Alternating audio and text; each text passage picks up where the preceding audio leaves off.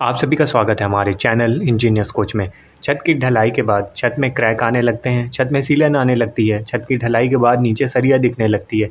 तो ये सारा किस रीज़न से होता है? इस वीडियो में हम ऐसे 5 पॉइंट्स के बारे में बात करने वाले हैं जिनको आप फॉलो करके अपने छत को क्रैक फ्री और मज़बूत बना सकते हो, जिससे आपके स्लैब में क्रैक नहीं आएगी, सीलन नहीं आएगी, उसमें सरिया नहीं दिखेगा और स्लैब आपकी लंबे समय तक मज़बूत बनी रहेगी। ये सारे पॉइंट्स आपको एक-एक करके बताएँगे। सबसे पहले इसमें हम बात करते हैं स्लैब की थिकनेस की, क्योंकि बहुत से लोगों को ये कन्फ्यूज़न होता है कि स्लैब की थिकनेस हमें कितना रखना है, छत की जो मोटाई है हमें वो कितनी रखनी है, 4 इंच रखनी है, 5 इंच रखनी है, 6 इंच रखनी है, कितनी रखनी है।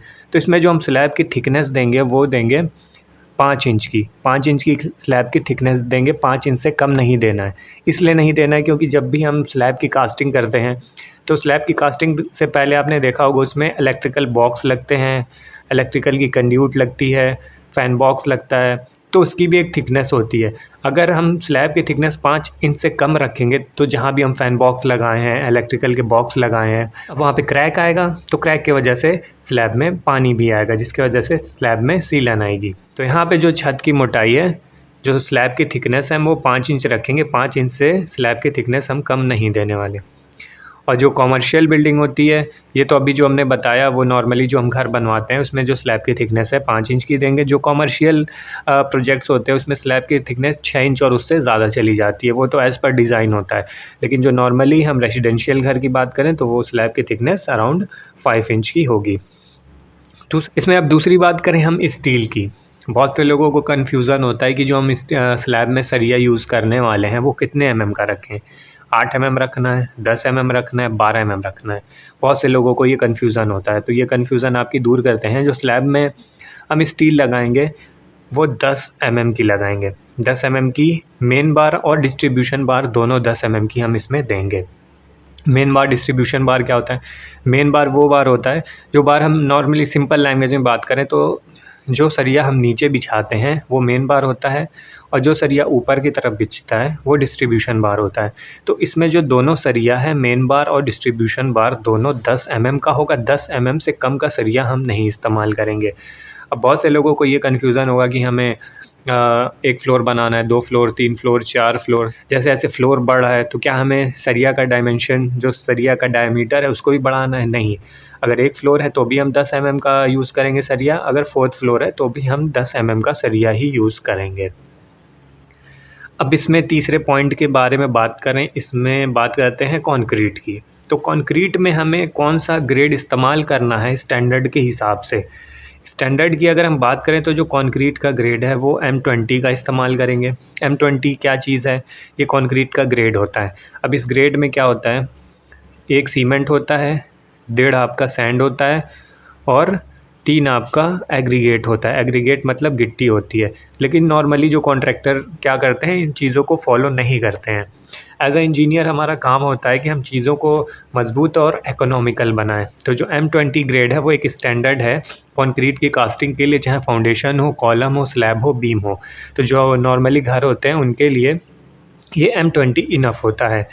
लेकिन बहुत से जो कॉन्ट्रैक्टर होते हैं वो यूज़ कर लेंगे 1, 2, 3 या 1, 1, 2 करके वो इस्तेमाल कर लेते हैं। लेकिन अगर स्टैंडर्ड की बात करें, जो हम रेशियो यूज़ करेंगे वो 1, 1.5, 3 का, यानी 1 इसमें सीमेंट है, 1.5 आपका सैंड है और 3 आपका एग्रीगेट यानी गिट्टी है। यानी जो हम कंक्रीट इस्तेमाल करेंगे वो M20 ग्रेड की इस्तेमाल करेंगे।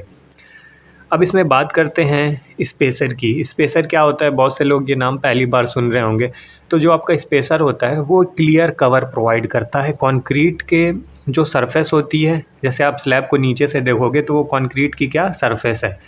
कंक्रीट के सरफेस और स्टील के बीच में जो गैप होता है वो आपका कहलाता है क्लियर कवर। अब इस क्लियर कवर से क्या होता है कि आपकी जो भी स्टील रहती है वो मॉइस्चर से ख़राब नहीं होती है, जो भी एटमॉस्फेयर में नमी होती है उससे वो ख़राब नहीं होती है। अगर वो जो स्टील है, जो सरिया है, अगर वो कंक्रीट में पैक नहीं होगी तो क्या होगा, वो धीरे धीरे उसमें कोरोजन स्टार्ट हो जाएगा। इसीलिए हम उसमें स्पेसर डालते हैं कि हम क्लियर कवर उसको दे सकें। तो क्लियर कवर हम कितने एमएम का इस्तेमाल करेंगे? 20 एमएम का हम क्लियर कवर इस्तेमाल करेंगे। तो ये जो क्लियर कवर हम देंगे वो 20 एमएम की देंगे, तो ये मॉइस्चर से और फायर से प्रोटेक्ट करेगी, जिससे आपकी स्टील ड्यूरेबल चलेगी। अब यहाँ पे जो स्पेसर होता है वो बहुत सारे मटेरियल का आता है, पीवीसी का भी आता है, कंक्रीट का भी आता है। तो आप चाहो तो कंक्रीट की भी यूज़ कर सकते हो या पीवीसी की भी यूज़ कर सकते हो।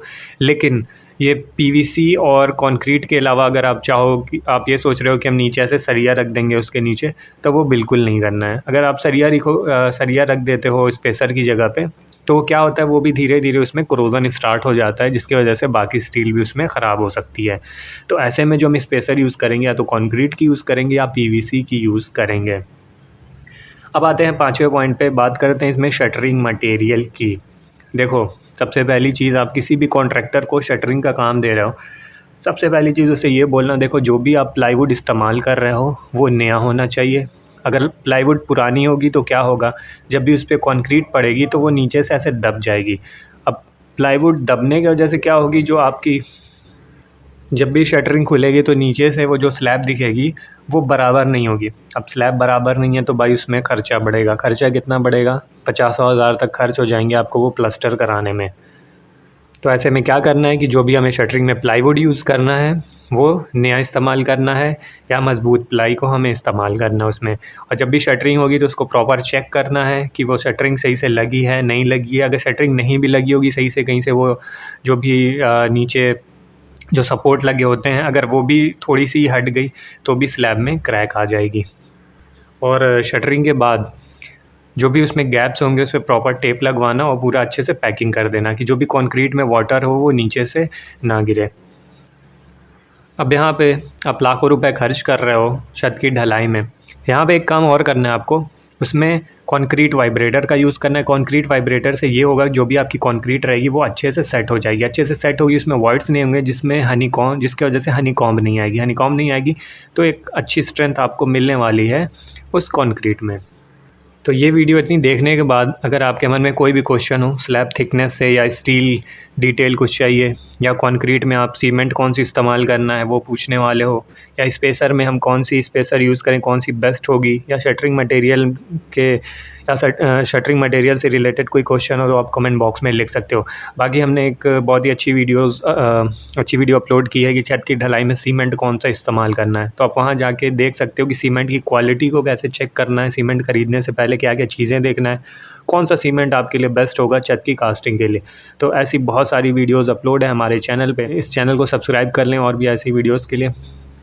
ये वीडियो अगर आपको हेल्पफुल लगी हो तो इस वीडियो को लाइक कर दें, कोई क्वेश्चन होगा तो कमेंट बॉक्स में लिख सकते हैं, और इस चैनल को सब्सक्राइब कर लें और भी ऐसी वीडियोज़ के लिए। तो मिलते हैं नेक्स्ट वीडियो में। Thank you.